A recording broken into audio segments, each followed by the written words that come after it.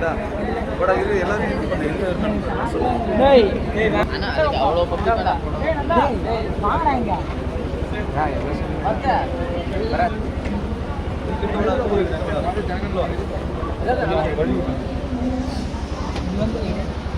எல்லா கவுண்டரா இப்போ ஒரு எக்ஸாம்பிளுக்கு இந்த புக் எடுத்துருக்கேன்டா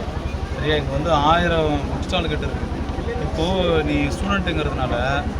புக்கு இப்போ இந்த புக்குக்குள்ள என்ன இருக்குன்னு தெரியுமா உனக்கு 100 சிறந்த சிறுகதைகள்னு இருக்குது ஆக்சுவலாக இது ஒரு பிரபலமான ஒரு சரியா யாருன்னா பார்த்துருக்கியா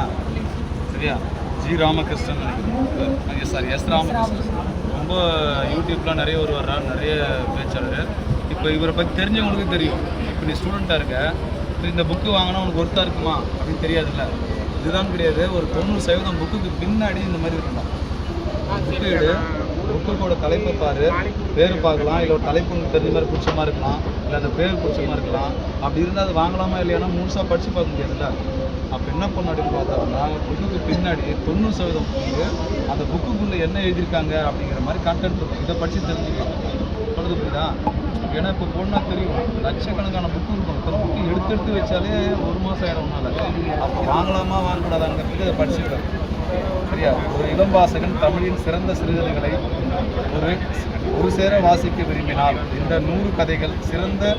நுழைவாயிலாக விளங்கும் கதைக்கருவிலும் சொல்லும் முறையிலும் தொழில்நுட்பத்திலும் கதையின் வடிவத்திலும் தமிழ் சிறுகதை இலக்கியம் அசாத்திய வளர்ச்சி பெற்றிருக்கிறது இந்திய அளவில் தமிழ் சிறுகதைகளே முதலிடம் பிடிக்கின்றன இந்த 100 சிறுகதைகள் தமிழிலும் உலகத்தரமான சிறுகதைகள் எழுதப்பட்டுள்ளது என்பதற்கான சான்றிதழ் இருக்குல்ல அப்போ இது படித்து பார்க்கணும்னு தெரிந்தா